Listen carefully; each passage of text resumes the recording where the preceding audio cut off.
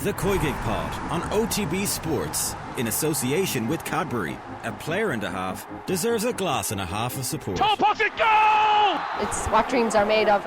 They are going to the World Cup Finals!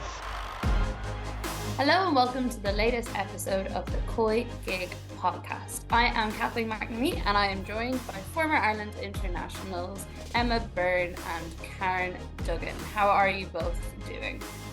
We are both fine. Great. No, got stuck in any ice or anything this weekend? No, I didn't go ice skating, playing football like some of the WSL players. It wasn't icy at all around. No, I kind of wish it was a bit more icy. We mightn't have had to do hill sprints up in Phoenix Park, but look. Oh, Karen, that's my new neighbourhood. Next time I'll bring you in for a cup of tea and give you a warm blanket or something. Yeah, that'd be great. Wipe my tears. Yeah. We used to do hill sprints with the Irish team back then, like 20 years ago. No, more than that, about 25 years ago, all of us in Phoenix Park. And I used to hide behind the tree with Olivia O'Toole until they realized we weren't there on the second round. And did you get away with that, or did no, more hot water? No, I used to get caught, and then I'd, drag Olivia with me. But I reckon Olivia could have easily just hid away for the rest of the day, to be honest. They could see me behind the tree. So, Karen, can we take it then that pre-season is going swimmingly well, as per usual? Yeah, loving life. Yeah. I know, it's good. It's good to be back. Bit of structure, bit of routine after December needed. Well, structure and routine were definitely not present in the WSL this weekend. In fact, it was probably chaotic is more the word. But despite that, we will still be looking into all the action that did happen and all the reasons that the action didn't happen a bit later in the show. We also have our classic team of the week because the lovely Emma Carroll has returned from her holidays. And I'm actually very impressed that a team even came out this week. I genuinely didn't think she would manage it. So fair play to Emma for doing that. But before we get into all the WSL action, there was a bit of a story this week that Vera Pauw contract talks are not happening quite yet. So her current contract leaves her just up until the end of the World Cup. And then after that, it's a bit like, don't know what's going to happen. The FAI are saying that this is part of a kind of a normal way of doing things. They don't want to give people long contracts that they have to pay them out of at the end. But also, I don't know, I can understand not wanting to get into contract negotiations right before a major tournament. But you'd also think there would be some certainty, or like they'd at least say, we're having discussions, but there's nothing on the table or something like that, instead of we're literally not talking about anything at all. I don't know what you guys feel about that though. I don't think it's that unusual, given that Vera Pauw is Dutch. This is not her home. She's not planning on being here forever. And the pinnacle is bringing the team to the World Cup. Can she bring them any further? Maybe. We don't really know. I'd say it's as much to do with her as the FAI, but also the paying out of contracts. They're still paying out certain ones on the men's side, which we all know about. They don't want to be getting themselves in that sort of situation again. I probably wouldn't read too much into it, but I also wouldn't be surprised if Vera Pauw left after the World Cup of her own accord. Yeah, I mean, she said she was thinking about retiring, didn't she, before she took the Irish job. So I imagine that would still be the back of her mind, and she might go out on a high. But yeah, I agree with the campaign to campaign thing. Especially with her being Dutch, as Karen said, and she has to move to Ireland if she wants to really commit to that job. You have to be able to see the teams play in Ireland. You have to be around. You have to be. Emma, she would disagree with you massively on that one. Would? But I don't understand how. Like, surely that's the job of the national team manager. Yeah, well, when we interviewed her on COYGIG last year and I asked her about this, she was very firm that there was no necessity to be in the country, that she had enough of a decent coaching team behind her. But it's funny now that we have qualified and we're in the World Cup that she is here doing the home-based trainings every week. So I'm not saying I agree with it. Between wanting to qualify and when we qualified, why is the commitment different? I don't think it should be different, but No, I I agree. mean, even as for the FAI, I mean, for you to have that conversation before you give someone the job would be, or do you plan to move to this country that you plan to represent? And they say no. I'd be like, well, maybe you're not as committed as you should be, because for me, and that's why a long-term contract wouldn't make sense. Maybe you're happy with that situation for now, but it could easily change, and you might decide, okay, we need to start looking lower, start developing people earlier, and you need your senior manager's input into that. So I think it makes sense. Absolutely. Yeah, no, I totally agree with you. I mean, would there be any other manager in the world that's not living in that country that they're actually managing? I don't know. Well, I know certain managers have gone, like they've moved to Ukraine, they've moved to Kazakhstan. So I don't understand why not. Move to Ireland, watch the leagues, be around, go in to meet the managers. It's all about creating that social aspect, relationships with the team you're representing, the country you're representing. So do you think, the way there's been this argument, it's kind of been more on the men's side, and a lot of people were like, well, Serena Biegman is the obvious kind of antithesis to this, but that, like, should the next manager be an Irish manager then? Or is it okay having someone else come in that's maybe not Irish, hasn't grown up or look, if they within the Irish system before, but if they can't even get females to work in the Irish league, how do we expect to have an Irish female coach? That's another problem for another day, and another get the female coaches on board. But I don't think it necessarily needs to be an Irish coach. I just, again, what is your expectation on an international manager? I think because Ireland is not professional and we're still taking some players from women's national league, and we need to nurture that and keep an eye on what's going on everywhere else. I think the Irish senior manager job becomes a little bit more than just picking the senior team. I think you need to have one eye on development as well. So just someone who's willing to commit to that. And what's the sort of coach that you would like, a realistic sort of coach that you would like to see coming into Ireland? And I'm talking like a specific name or someone that you've seen in an international setup who's done a good job that you're like, yeah, I think they might come here after a World Cup, or maybe in a couple of months' time, this could be something that they'd be interested in. Emma? I mean, there are loads of really good managers. It doesn't really matter if they're female or male for me, but I would love to see a top female coach going in there. And obviously Emma Hayes would be fantastic. And she understands the Irish culture as well. I do think that's important, though. I do think they need to understand the Irish culture, the passion, the roots of where, how we grew up and everything.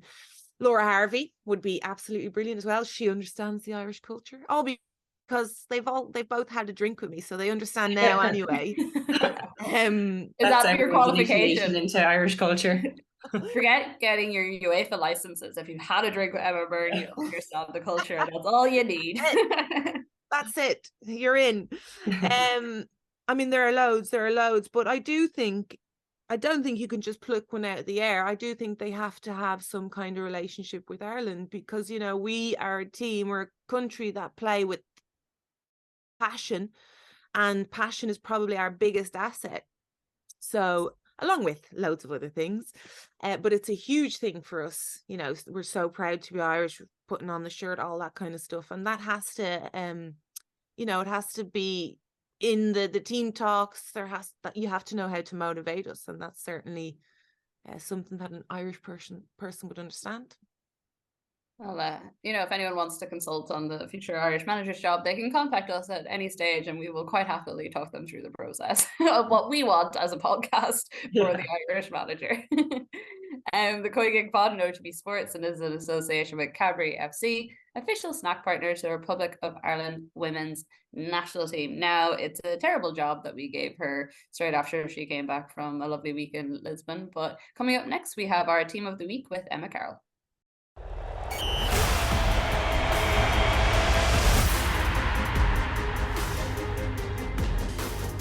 Emma, you went away, you had a lovely time, and you were hoping, we were talking earlier, that you were coming back to watch some nice football, but sadly the weather had other ideas. So instead you had the very difficult task of picking a team out of very few matches. One of the trickier times you've had to do this, I would think. Possibly the toughest, yeah. Not sugarcoated you or weren't anything. blessed with crackers either. Like No, they weren't great games, let's be honest. I did consider maybe, adding a couple from the Chelsea-Liverpool match just purely for ice skating skills, Aaron Cuthbert, Neil Charles, maybe there's a dance and a nice future for them after they finish playing. But yeah, it was a tough one. We had a running joke that we should get Kevin Kilban on the show because in the way he did dancing on ice, and get him to rate the players and how they performed on the ice, which actually would have been a brilliant idea. And by any chance, if he listens to COYGIG or wants to, yeah, we're very on board. I'm sure he subscribed. Of course. Emma, do you want to go through the team that you did manage to pick out of the games that did go ahead? Yeah, I've went with actually probably one of the best positions of the weekend was probably goalkeepers. But I've put in Mary Earpson there. Four at the back, Blundell, Finnegan, Letizier, and Mailing, and a midfield three of Kenza Daly, Ella Toone, and Lucy Staniford, and then up top Paris, Shaw, and Jess Park. I mean, it's not a bad team considering the fact that a lot of matches didn't go ahead. Like, there's a few names that we've seen quite regularly in recent times. I know we've talked a lot about Daly and Staniford coming in to Villa and what they've done there. Karen, who stuck out for you on the team? I thought Mailing and Pacheco for Villa were both very, very good. Particularly being able to keep kind of Chloe Kelly quiet, and City struggled to feed Shaw then because that was blocked off a bit. So she was very good, and again, a name that we haven't seen much of. I agree. I think the goalkeeper was probably the hardest one to pick. We don't usually go for losing keepers, but I thought Burns kind of obviously had a penalty save for Reading. Kept them in the match. Like, United probably should have been home and dry after the first half, but she kept Reading in a position where they were actually pushing in that game, which was she was really good, I thought. Yeah, pretty good. I mean, Bunny Shaw, that assist alone, we don't usually see her assist, we usually see her score, and so again, good to see her there.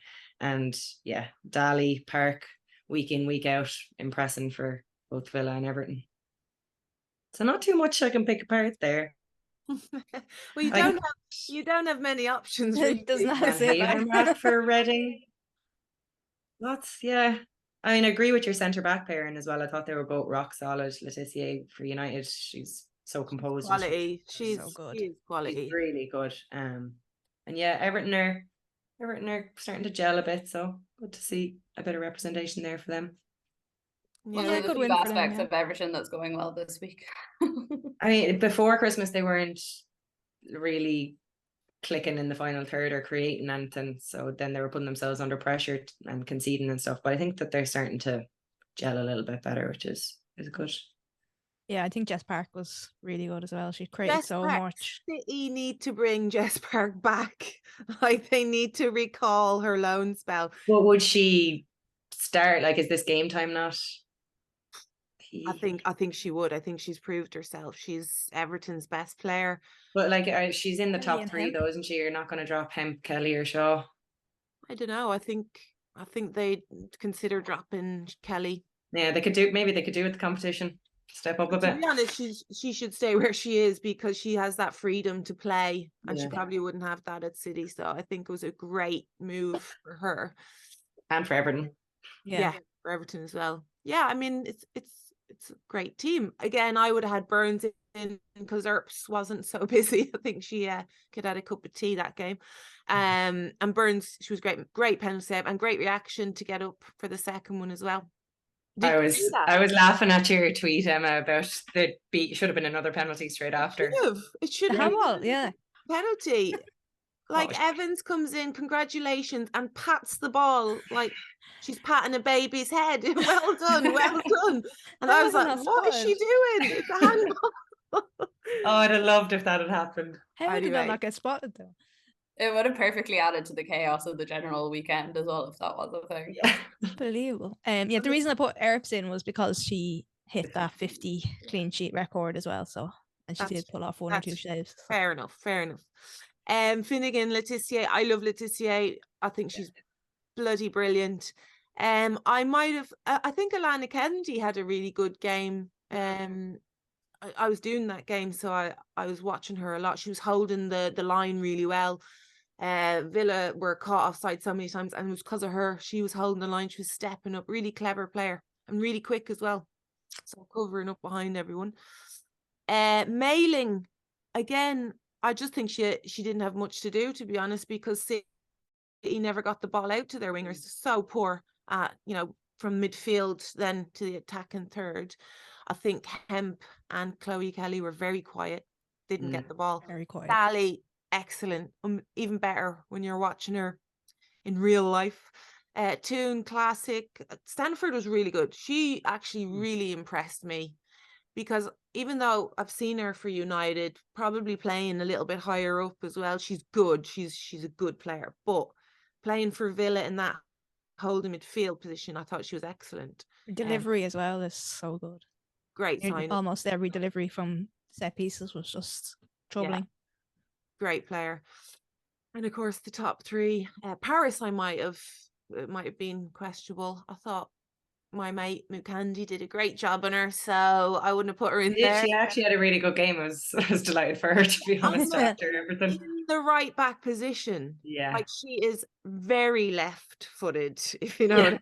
Like, she can kick with her right, but she's very left-footed. Mm-hmm. And to have a left-footed player with a good left foot, to put them on the right, for me, is a sin, because she's really good at getting forward and putting the balls in the box. But anyway, yeah, and of course, Bunny Shot. That setup for Castellanos was brilliant. That pass in.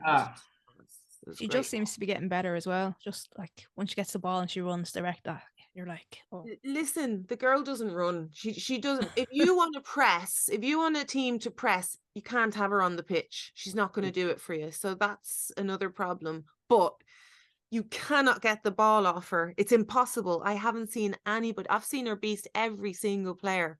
And I've said it before, including Millie Bright, who, she can hold her own. Shaw is quality for that. And when someone like Alex Greenwood gets the ball and just plays that ball into Shaw, easiest ball in, she just holds it up.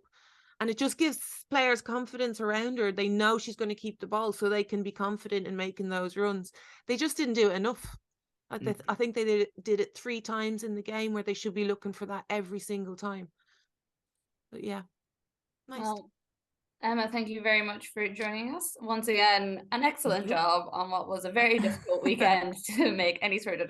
I am slightly sad we didn't get your, ice skating report, but maybe we will do that another time, because I think it does sound excellent. But thank you very much. Thank you.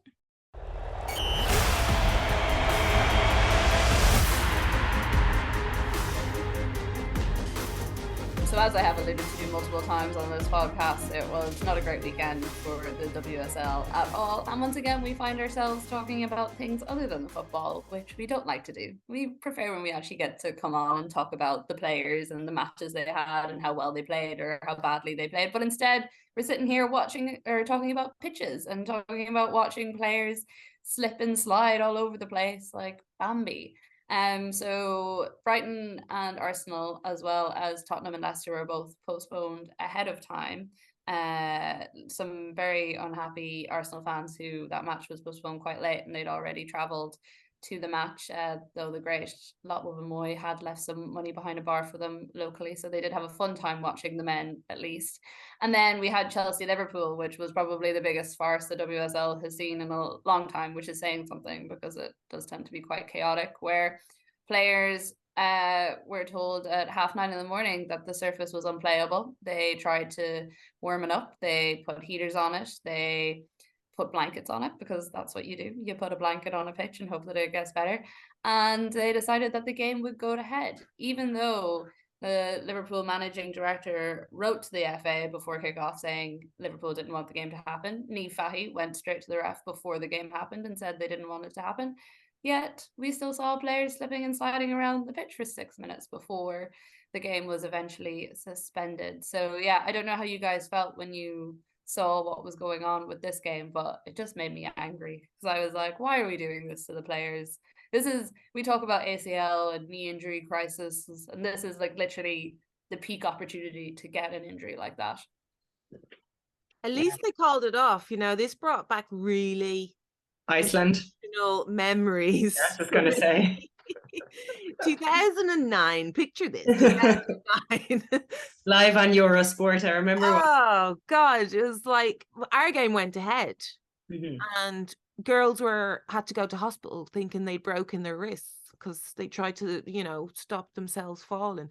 But anyway, in this day and age, I mean, that was a while ago, it was obvious that it shouldn't have been played, and it was just a bit silly, wasn't it? Just all the cameras going around, looking at the managers' faces, looking at the players' faces. We didn't see any kind of football. It was all just about when are they going to realize that they can't play on this pitch. And I didn't really understand it, because with this situation, the pitch is frozen. You look at the temperatures, they're not improving. So how did they think it was going to get better? I don't really get how the ref thought that it was a good decision to go ahead with it. He'll certainly be called into the office today asking about his choices. But at least it was called off, because it was absolutely ridiculous. It was just... postponing a game is bad enough, but to attempt it under those conditions was embarrassing. Yeah. And unnecessary, and they were under pressure because on BBC, but at the end of the day, it's about the fans as well, travelling from Liverpool. Just do better. Yeah. Do your pitch inspection. Blankets aren't going to help you, mate. Nothing's going to help you. No. Well, it's even the fact that, like, in Kingsmeadow, the part of the stand like goes over the pitch, so like that bit wasn't getting any sunlight because it was like an early enough match as well. And you would have known that at 9:30 in the morning. Any of the groundkeepers in Kingsmeadow could have told you that patch of grass isn't going to get any sunlight. And that's exactly where Chelsea were warming up, and they moved away from there because it was so icy to a random patch of the pitch that wasn't as bad. And you're like, well, even at that stage, surely some of the officials were like, or were they sitting there going, I've gone too far now, I've committed. I think they were like, oh crap, crap. Every time someone slipped, oh crap. That's it. We have to call this off. It was just silly decision, poor, and it's a referee's decision. So again, what's he think? I thought Emma Hayes as well was quite right to call out the FA as well and say that, obviously teams want to play most of the time. It's going to take a lot for a team to say, no, I don't want to play. No, I'm going to put the fans through this stress. But it shouldn't be anywhere near up to them. It should be officials. It should be FA officials. And there should be those people at these games to make sure that debacles like this don't happen. As much as the pitches should be heated or there should be like better facilities, there also needs to be that chain of command. So like, say the Liverpool managing director isn't trying to send the FA an email before a game kicks off to be like, hello, that's an ice rink, and our players are all going to walk away with bruises at the very least, and if not, something worse. Yeah, like I don't know, like an official retired referee or somebody that comes in and mentors the refs, like, somebody a higher pay grade coming in and making sure they're making these decisions. I mean, it doesn't happen that often, but I mean, it happened before Christmas as well, so it shouldn't be happening at this level anymore. But then you can always ask as well, like another reason to move into the bigger stadiums, the men's stadiums, which all have under soil heating, I think is a good point, because realistically, it's England, it's freezing. Like it's not gonna change. There are always going to be these problems December, January. So it's like every season we have this podcast where we sit here and we're like, well, half the games were cancelled. Karen, what did you do at the weekend? Emma, how are you feeling? It's so strange for me, having been in Barcelona for 5 years. I completely forgot about this. So when I came back in December, games called off for what? Waterlogged pitches, or it was freezing. I was like, what? Okay, this is really strange to hear this. I feel like I've gone back 15 years in time, but just needs to be better. It's professional. We've all moved on. Everything's moved on apart from that. And what do you think, like, is it investing in the pitches themselves in the first place? Is it, as you say, like putting games on in men's stadiums until that happens? Like the Athletic, I think, were reporting some costs that it costs about $500,000 to say stage a Chelsea game at Stamford Bridge. Like, is it better taking that $500,000 and saying we're going to put that into developing facilities and actually getting? Yeah, it is, because there'll always be clashes with the men's and stuff, and they won't want teams playing one after the other. So invest in the infrastructure until they're at such a point that they can completely fill those stadiums and recoup the losses or whatever it would be for putting on a game there for $500,000. Like, for $500,000, can you get a pitch cover that has a bit of heating over it that would potentially help out in Kingsmeadow? I don't know the costs of these things, but a general investment in infrastructure is surely. But just looking at the future, I mean, I honestly do think the women's teams are going to be playing in these big stadiums. Like, I don't know when, 5 years, 10 years. I think they will be there. So I don't know. I think do it earlier.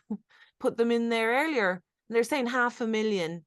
I mean, they don't have to open up the whole stadium, which they're basically accounting for that. They don't need 500 staff members. It doesn't have to be that way. They can find a way to do it.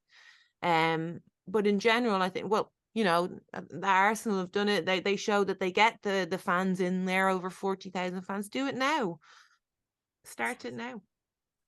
Yeah, I think it's one that's probably harder to balance, because your clubs like Arsenal or even your Chelsea's may draw in those sort of numbers, but say an Everton or a Brighton or someone that's a bit lower down the table, whoever it might be, might not be there yet. And I agree that this situation should be happening, but I'm like, I wonder, is there a middle ground in the meantime so that we're not completely losing atmospheres or like people developing the interest? An awful lot of blankets for $500,000.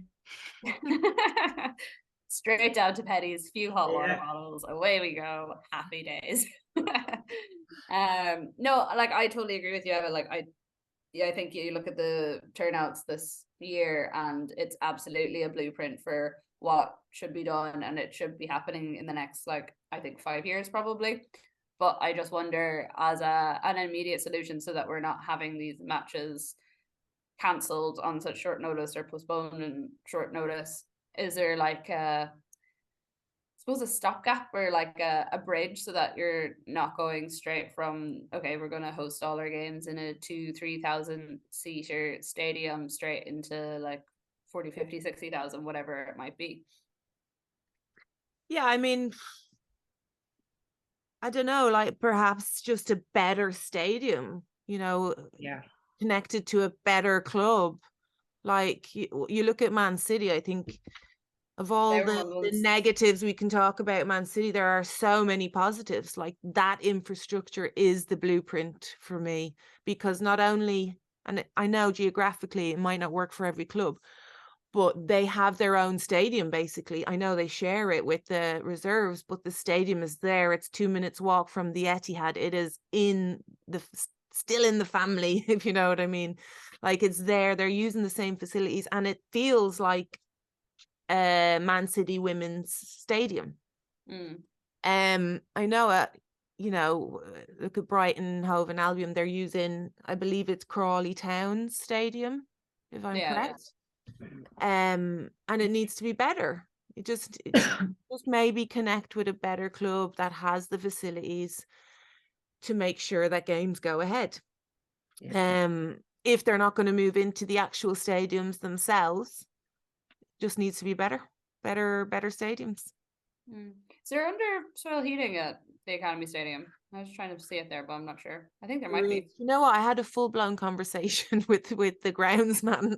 I don't know why or how I found myself in this position, but I heard all about it, and he was preparing for that game. So I understand money-wise, right? Because he was preparing for that game for 2 days, and they had the undersoil heating, and was telling me, it's a very long story, by the way. I found out, hello to his wife, Maria, by the way, and 2 kids at home. There is a lot of work that has to go into it. But because they share it with the reserves and the youth team football, it's ongoing. So, you know, they have these staff members in all the time anyway. So it's not extra to have the women.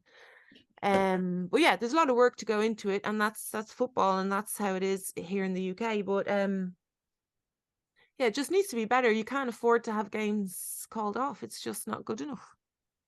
No, and like, it's already a congested enough schedule. This is only going to make it more congested. It was putting players in danger in the first place. As you said, the Liverpool fans, I read stories of them getting up at 3:30 in the morning to make the game on time and stuff. Like, it's a trek to go from Liverpool all the way down to Crawley, and like, to find out 6 minutes into the game that you're not going to get to watch any football is absolutely ridiculous. And I think it shows a real disregard for fans. But hopefully something will change. People will keep calling it out. I mean, it was pretty vocal across the entire spectrum of football that this shouldn't happen, and players don't want to put up with it anymore. So hopefully they will keep knocking on that door and get, I don't know, the PFA or something involved as well. We did have some games. Emma, you were at Man City, Aston Villa, if I saw correctly. I was, yep. That was me. I was there. It wasn't your lookalike, no. The doppelganger that's running around Manchester, known for dancing on tables and the like. Yeah, I mean, I was really excited to see Villa play because of their signings. You know, mainly Jordan Nobbs. To be honest, I was excited to watch her because she had such a long time out of with injury, and then wasn't getting minutes at Arsenal. And, you know, I personally really like her. She's very sound. She's a sound girl, and she's just absolutely obsessed with football. Everything is football for her, and she's very emotional as well. So I knew it was going to take her a couple of games. She's still finding her way in the team. And I do think it's because of that. She's emotionally invested. So she has to not only be physically invested, but she has to be emotionally invested in there as well. And that's coming. It's a process for her. And also, I really like Carol Ward, who's my favourite manager at the moment. I think she's brilliant. And just listening to her in her press conferences as well. And I know all the girls love her, which I think is a really good sign. You know, when you hear the players speak so highly of her. So yeah, it was interesting to see how they played, and they played really well.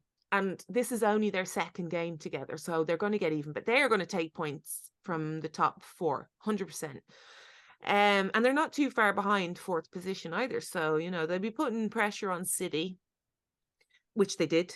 For me, it was a massive point for them, and a huge drop of 2 points for City, who I don't actually think are taking this as serious as they should, because for me those 2 points were Champions League or no Champions League for next season. I don't think, you know, listening to Gareth Taylor as well about, you know, they were in the same position last season and then they finished strong and blah blah blah, and I'm like, fair play to you for trying to sugarcoat this, but I don't think United are going to drop points. I was just going to say, that's the difference, is that you expected United to drop points last year. They nearly did. They nearly did. And they would have last year. They would have drawn that game, I think. Yes. Gareth Taylor is a great man for a bit of spin as well. Like, even I saw him saying that they appreciated that point, and I was like, you shouldn't be saying that if you're going for Champions League. You should be like, we dropped. I think he was disappointed, obviously, with how they played. They were flat. Yeah. No, but like, even just everything for me, even the players themselves, I'm looking at this game and I'm thinking, I feel like going down there and screaming at them, because I'm like, this is so important to get 3 points here today, and they're passing it here, passing it back, and I'm like, oh my God, you have got literally 5 minutes to especially score. because you'd think they'd want vengeance. Obviously Villa took points off them in the opener, but also City have spanked Villa the last 3 times they've played them at home, and they didn't assert that dominance at all. Like, I think Villa have never beaten the last them. 3 games it was 20-0, and it didn't look like the home team. Villa have never beaten them at home. Everything going into the game was screaming City with 3 points after this. But you know what? During the game, it was like, what's going on? Like these players, the problem is they don't take it personally. I used to take it personally if we were beaten by a team, or I take it personally if we had to get 3 points to make sure we maintain that pressure for Champions League. And you know, even watching them coming out of the dressing room, I'm like, I'm listening to, you know, they're talking about what they're doing later, blah, blah, blah. I'm like, oh my God, I'd be hiding away. I'd be so angry. Champions League is a massive, massive thing for you. And as much as you try to put a spin in it, at the end of the day, it's not about how you haven't been beaten in 15 games, this statistic. No, you've dropped 2 points when you have to win every single game till the end of the season. Just to survive in Champions League. Because if you're not making Champions League, it's a massive failure for that club. And nobody's talking about that. It's a huge failure. Especially the way in which they conceded, like score that lovely Castellanos goal, should be doing that more often in the game, playing through the middle, moving Villa about, using Shaw. And then they conceded a couple of minutes later. They were just static. Yeah, I mean, I as much as I was excited to see Villa, I do think they've got a bit of work to do, but they're so much improved. Like they really are. And I do like where they're going. But with City, I mean, there were alarm bells, I thought, right from, you know, the first half. Just the way they were set up as well. Like they weren't using their fullbacks to get forward. The fullbacks didn't get forward. I think Leilu Habi on the left side got forward once in the first half. They were actually sending their 2 number 10s, which is Castellanos and Orcoombs, out wide. And I just didn't really get what they were trying to do. For me, the fullback and the 10s stay inside and support Bunny. It wasn't happening. But you've seen that in the second half. They ended up staying more central. But it's just everything. The build-up, the slow build-up, the slow movement of the ball, silly discisions, you know, in the final third.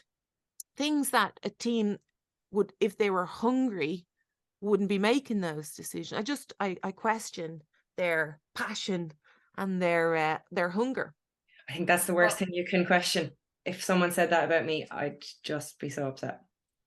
Well, it's something that we have talked about a few times as well. I think we have questioned that on City side. But United, we haven't questioned that as much this season. As you say, Karen, this definitely felt like the sort of game that United would have lost last year or drawn and not taken up the points. I don't know if there was anything about the performance in particular that stuck out to you. Was it that it wasn't maybe the best? Wasn't their best performance, but they managed to.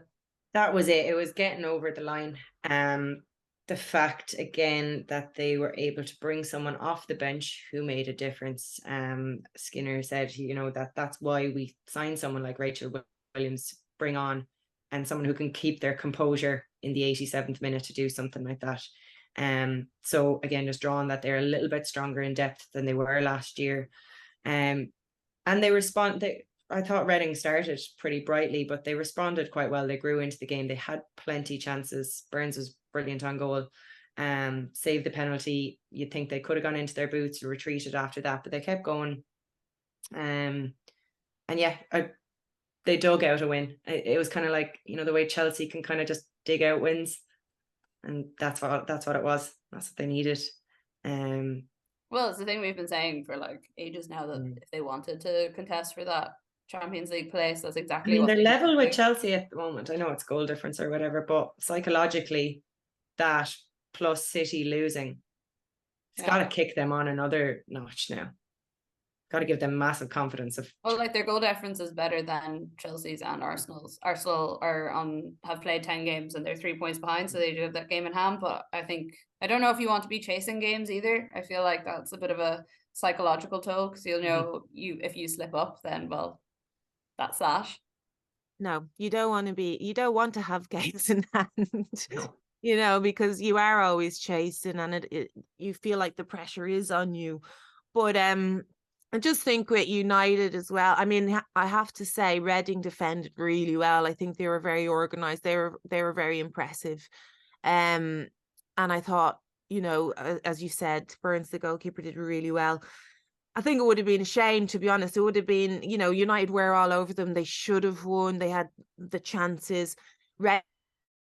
Didn't give away many set pieces, so that's one thing that United really like can pounce on. They're very good at set pieces, and Reading were good. They were very disciplined in that aspect.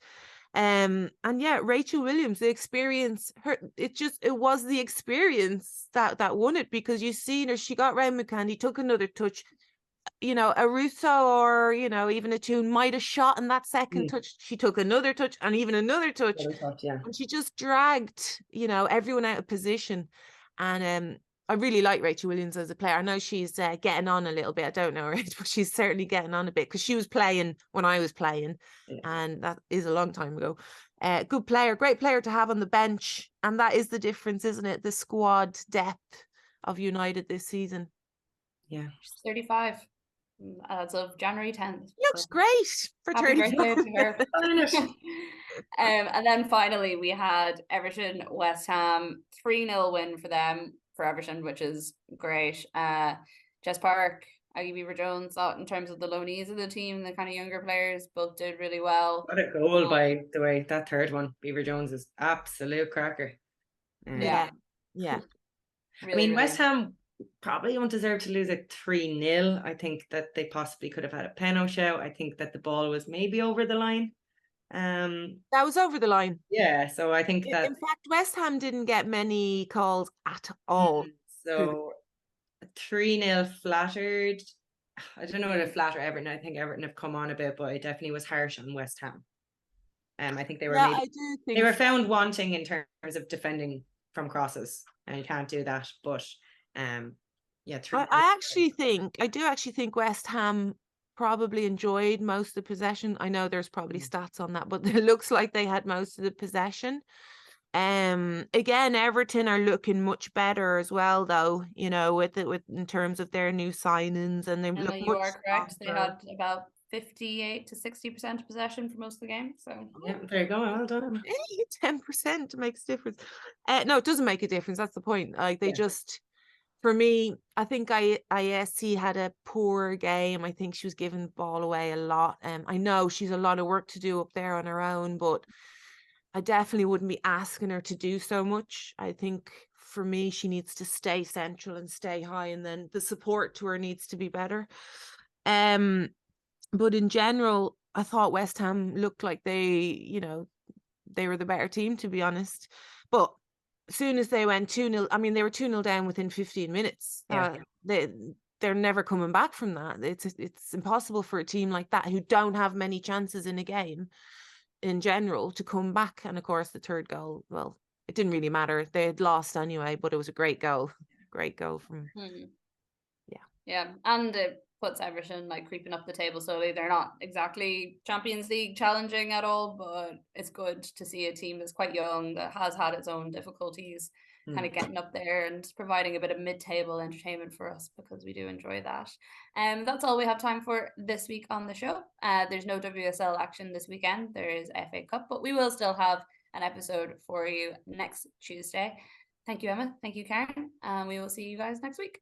The COYGIG Pod on OTB Sports, in association with Cadbury. A player and a half deserves a glass and a half of support.